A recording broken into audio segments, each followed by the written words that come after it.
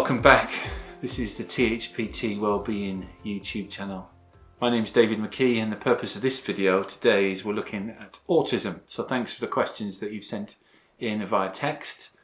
And our goal today is to just try and think about autism in light of being in lockdown for Covid-19. It perhaps doesn't need me to remind you that every autistic child is unique. There's no two the same, they've got a unique personality. And when we diagnose autism, although there's lots of criteria, it doesn't mean that every child meets every criteria in order to get a diagnosis. Maybe your child doesn't have a formal diagnosis, but you know they've got autistic tendencies or autistic traits.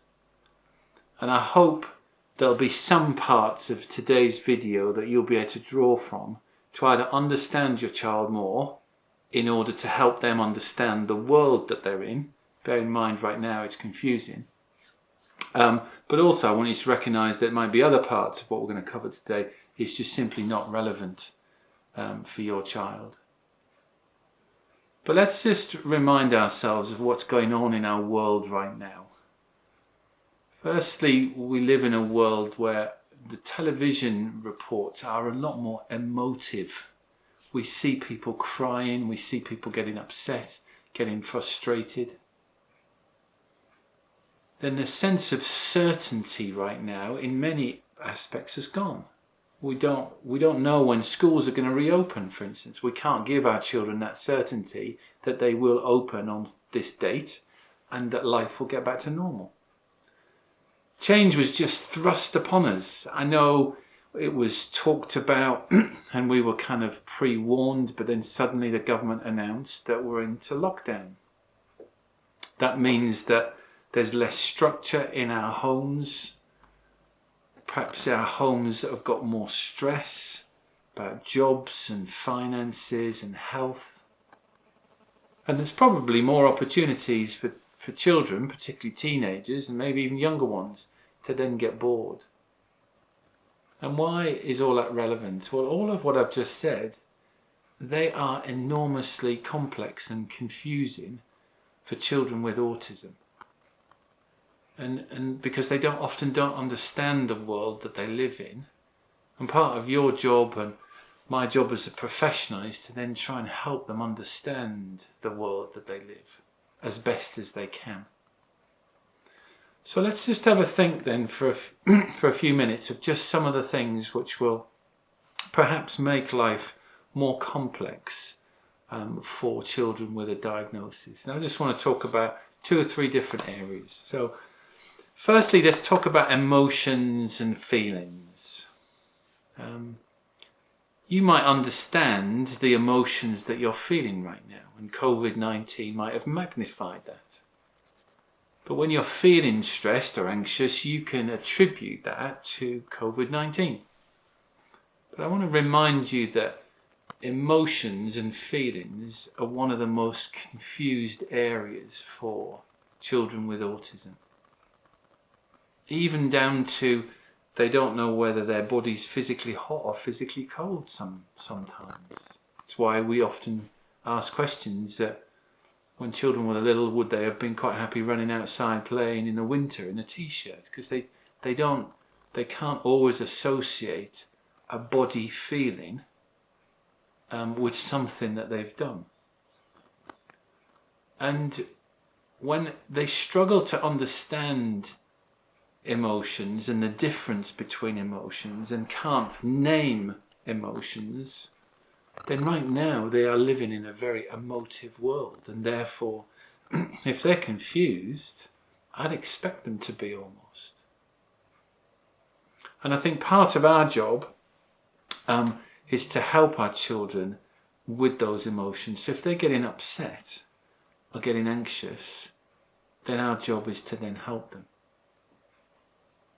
Now, think about in your homes, if there is an increased level of stress or anxiety with the adults, carers, parents living in the home, then one of the things I hear so often with teenage autistic children is they don't really understand what their mum and dad are saying to them. I met a girl once and she said, I so often get my dad wrong.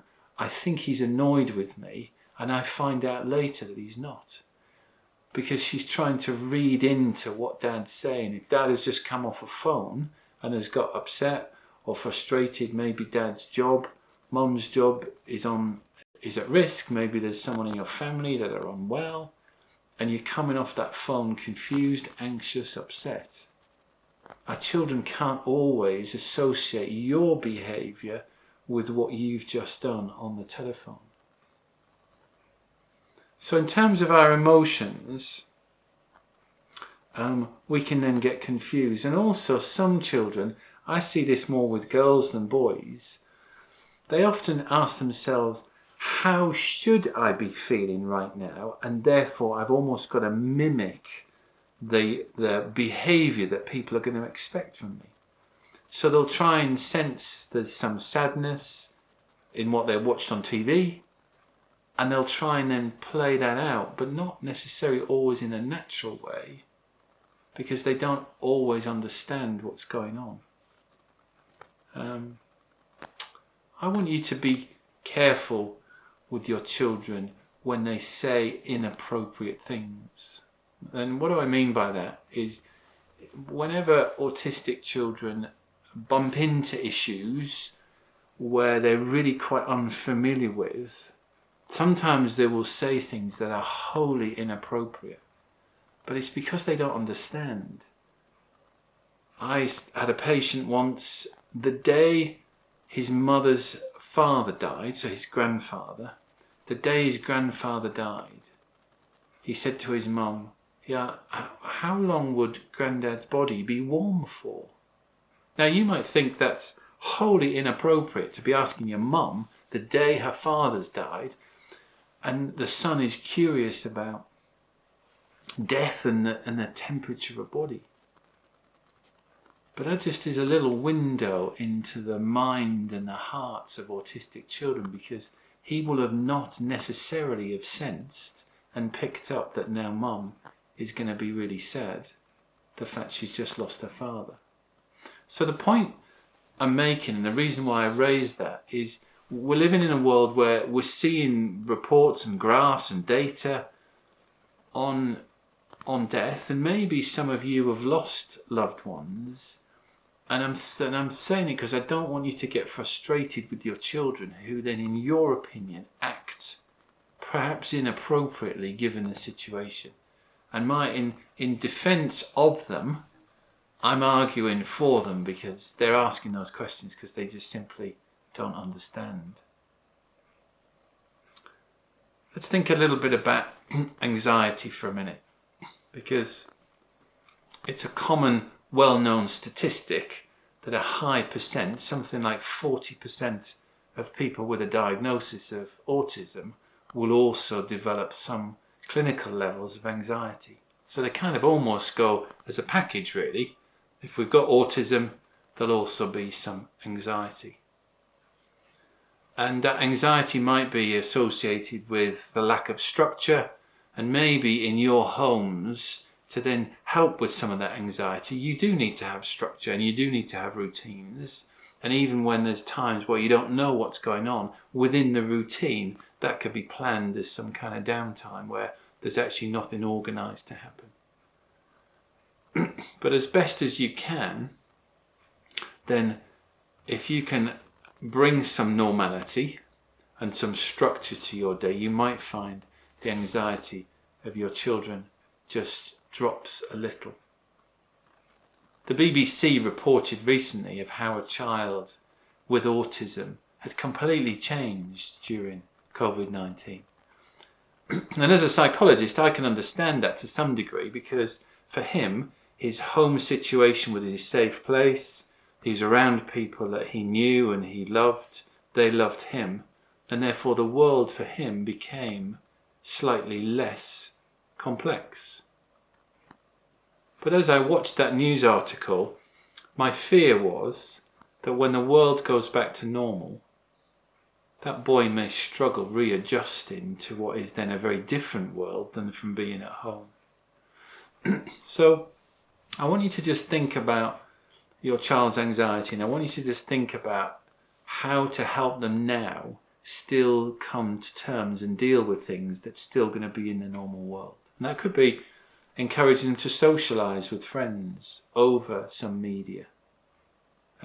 It may still mean taking them out places that perhaps they don't want to go, but you think it's important that they still interact with life as best as we can.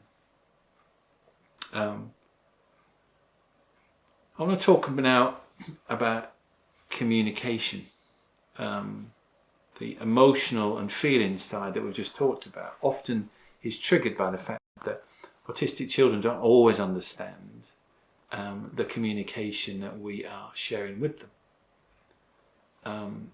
Experts will say that only 20% of what we say, the words we say, and the other 80% is in how we say the words, the facial expressions, the tones that we use, what we do with our hands and our bodies. And with autistic children, I think many are very good at understanding the words, but then there's a lot of subtleties in our communication right now that they perhaps won't understand. I personally get frustrated when I listen to the number 10 Downing Street broadcast every day, and I kind of get frustrated at some of the questions that the ministers and experts are being asked, almost as if, are we trying to trip them up a bit? Are we trying to catch them out? And some of the subtleties in their questions frustrate me. But it's possible that your children are not getting those subtleties. They're picking up facts and figures that are adding to some of the anxiety. So what I want you to think about is, how do you communicate to your children in a way that they're going to understand what's going on? They have a right to understand in an age-appropriate way what's going on with COVID. And please don't get frustrated with them if they ask again and again and again, because sometimes that is part of the condition that they have. And I'm hoping you'll have the patience to perhaps answer the question for the 10th time. I've put some links, so if you look above, you'll see some playlists. And in the playlists, you'll find a section for autism and a section for Covid-19. And I hope there's some material in there that you could find useful. And then also at the end of this video, you'll see a link to some resources developed in the United States that are going to help you deal on a day-to-day basis with Covid-19 when you've got an autistic child. I want to talk about change just finally before we wrap things up. We all know that autistic children don't like change, and they can get frustrated, even down to if you can't find them the right food and the right brand of food in the supermarket because it was all sold out. Then they're going to express some of that frustration perhaps at you, not really understanding why it is that you can't buy them that food. And therefore I want you to recognise that their world has changed, and therefore some of that change is going to be exhibited in behaviour that you don't want to see. But remember, there's another video that we've done, behaviour. They're trying to communicate something, and that communication might be that I'm anxious, I'm confused, I don't like this, I want life to return to some kind of normality. What we're thinking of doing is a video of any one of our 4 high schools while they're empty, if that would help you and your child, particularly if they're going to be coming to one of our 4 high schools in September, hopefully when they reopen again.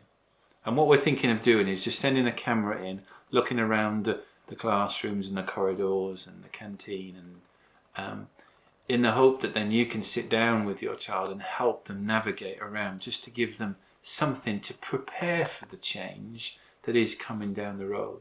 If that would be helpful, we're only going to do it if there's sufficient people asking for it. So send us a text with the name of the school that your child is going to, and if there's sufficient interest, we might send some cameras in to record some things.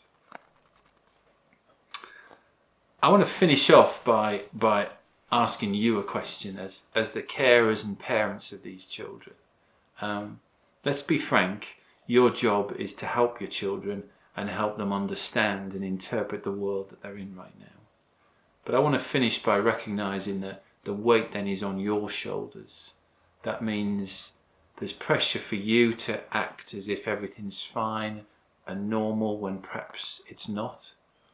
I'm expecting you to then be as calm as you can be in front of your children, so that we don't so the anxieties that we face are not added to their anxieties. So we're kind of expecting a lot from parents when you are parenting or caring for a child with autism. But I want to finish this by just making sure you are looking after yourself. We can't necessarily lean on our children, especially if they're young, but what you need to be doing is taking care of yourself, speaking to someone, maybe letting it off your chest, some of the frustrations that you are feeling to do with either parenting your children or to do with coping with Covid-19. But what I want to make sure of is that you don't neglect yourself. So you need to look after yourself and take care of yourself in order to do the best job for our children. So there's a few little tips, a few little things that just open up our eyes a little bit as to the complex world that our autistic children are living in right now. And hopefully there's something in here that you can use to help your children interpret the world that they're living in right now. So thanks for watching. Don't forget to subscribe to the channel. There are lots of other videos. If you look in the playlist, there's lots of other links.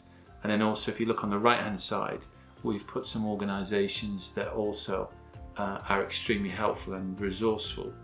And then there'll be a slide at the end of this video with the website of the address with the toolkit that has been developed in the United States. So thanks for watching. See you next time. Bye bye.